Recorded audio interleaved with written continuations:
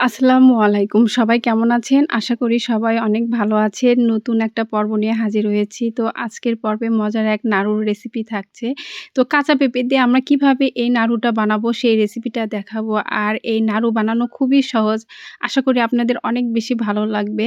আর এই নাড়ুটা খেতে এত মজা, তো এটা না বানালে বুঝবেন না। তো এর পিসগুলোই দেখতে পাচ্ছেন। এটা দেখতে কিন্তু অনেক সুন্দর লাগছে। খেতেও কিন্তু অনেক মজা। আপনারা যেকোনো সময় এইরকম কাঁচা পেঁপে দিয়ে এরকম নাড়ু তৈরি করতে পারেন। খুবই সহজভাবে আমি এটা বানিয়েছি। তো চলেন শুরু করি। তো এখানে আমি কাঁচা পেঁপে একদম ছিলে ধুয়ে কেটে নিয়েছি। তো এগুলো এইরকম করে রেখেছি। এটা এখন আমি এটা ঝুরি করে নিব। আর এগুলো এইরকমই একদম ঝুরি যে চিকন দানা যে গেটার আছে ওইটা দিয়ে আপনাদের করে নিতে হবে। তো আমি এই চিকন এই সাইডটা দিয়ে এটা করে নিয়েছি আর এটা অনেক সুন্দরভাবে হয়ে গেছে। এটা কিন্তু কাটার পর আর ধোয়ার কোনো দরকার নেই। আগে এটা ধুয়ে কেটে নিতে হবে। তো এখানে আমি ২ বাটি পানি দিয়েছি। যে বাটিতে পানি দিয়েছি ওই বাটি মাপ দিয়ে ২ বাটি এখানে আমি এই পেঁপের যে ছিলে রেখেছিলাম কুচি করে সেটা আমি দিয়ে নিলাম। এখানে আমি পরিমাপ করে অবশ্যই পেঁপাটা দিয়ে দিবেন। তো এখানে আমি গরম কিছু মসলা দিয়ে দিচ্ছি ২ টা তেজপাতা, ২ টা সাদা এলাচ, দারচিনি আর একটা লং দিয়ে খুব ভালোভাবে এটা আমি রান্না করে নিব। তো ৫০% এর মতন এটা সিদ্ধ করে নিলেই হবে। তো হালকা কিন্তু এখন বলক চলে আসছে। আর এটা কিন্তু দেখেন অনেকটা হয়ে গেছে, বলক চলে আসছে। তো বেশি কিন্তু সিদ্ধ করার দরকার নেই। অর্ধেক সিদ্ধ করলেই কিন্তু এটা হয়ে যাবে।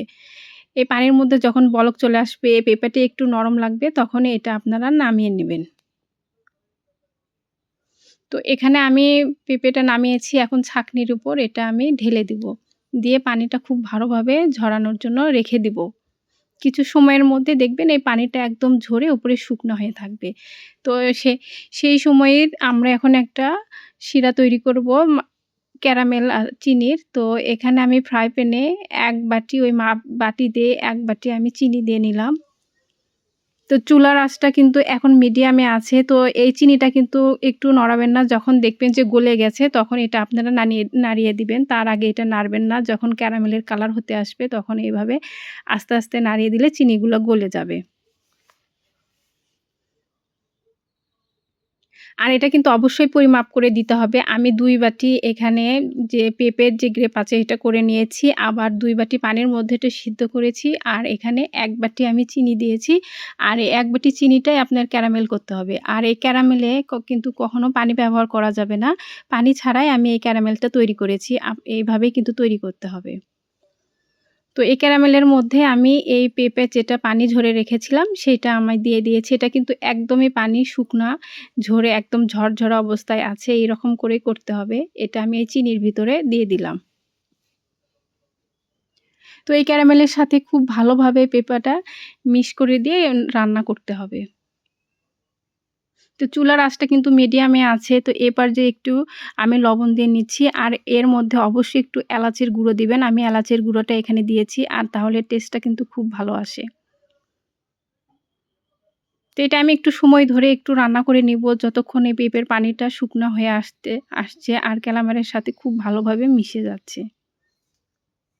তো এভাবে কিন্তু পরিমাপ করে নিলে একদম আপনার রেসিপিটা পারফেক্ট হবে। চি মিষ্টিটাও পারফেক্ট হবে আর রেসিপিটা কিন্তু অনেক সুন্দরভাবে হয়ে যাবে আর নাড়ুটাও কিন্তু খুব সুন্দরভাবে বানানো যাবে। তো যখন ফ্রাই প্যান থেকে এরকম উঠে আসবে তখন দেখবেন যে হওয়ার পর্যায়ে আসছে। তো আমার এটা কিন্তু অনেকটা হয়ে গেছে। একটু আঠালো ভাব চলে আসছে। তো এভাবেই কিন্তু অনবরত নাড়তে হবে। তাছাড়া তলানিতে লেগে যেতে পারে। তো একটু কিন্তু পুড়ে গেলে সে খাবারটা কিন্তু ভালো লাগে না খেতে। অবশ্যই আপনাদের ধৈর্য ধরে একটু তো আমার কিন্তু ফ্রাই প্যান থেকে এটা উঠে আসছে। এটা আমার হয়ে গেছে। আমি চুলাটা কিন্তু বন্ধ করে দিয়েছি। তো এখন আমি এটা একটা প্লেটে ঢেলে নিয়েছি। আর এটা কিন্তু গরম, গরম অবস্থায় এভাবে নাড়ু তৈরি করতে হবে। ঠান্ডা হয়ে গেলে কিন্তু এটা বানানো যাবে না। তো এখন কিন্তু গরমে আছে বেশ। তো আমি এইরকম করে এই নাড়ুটা বেনে নিচ্ছি। তো এরকম হাতের সাথে এরকম চেপে, চেপে ধরে একটু গোল করে দেখবেন যে সুন্দর একটা শেপ চলে আসছে নাড়ু। তো এভাবেই কিন্তু সবগুলো বানিয়ে নিতে হবে। তো এভাবে কিন্তু একটা, একটা করে নাড়ু আমরা হাতের সাহায্যে এভাবে বানিয়ে নিব। তো নাড়ুটা কিন্তু খুব সুন্দরভাবে হাতের সাথে চেপে, চেপে ধরলেই দেখবেন অনেক সুন্দরভাবে এটা হয়ে গেছে। তো আমি সবগুলোই এভাবেই বানিয়ে নিব। একটু গরম থাকার অবস্থায় চেষ্টা করবেন নাড়ুগুলো বানাতে। আর এগুলো কিন্তু পারফেক্টলি একদম সুন্দরভাবে হয়ে যায়। তো এই নাড়ু থেকে কিন্তু অনেক সুন্দর একটা গন্ধ বের হয়েছে। তো এটা কিন্তু দেখলে বোঝাই যাচ্ছে না যে এটা চিনি দিয়ে আমরা বানিয়েছি। এটা গুড়ের মতো কালার আসছে। তো ক্যারামেলের কারণে কিন্তু এরকম কালার চলে আসছে। তো আমার এই পেঁপের রেসিপিটা কেমন লেগেছে অবশ্যই আপনারা কমেন্ট করে জানাবেন। আর আমার চ্যানেলটি যদি ভালো লেগে রান্নার রেসিপি যদি ভালো লেগে থাকে অবশ্যই লাইক, কমেন্ট অ্যান্ড শেয়ার করবেন। তো আমি এটা একটা ভেঙে এখানে রেখেছি। তো দেখেন ভিতরে কিন্তু অনেক সুন্দর জালিদার হয়েছে।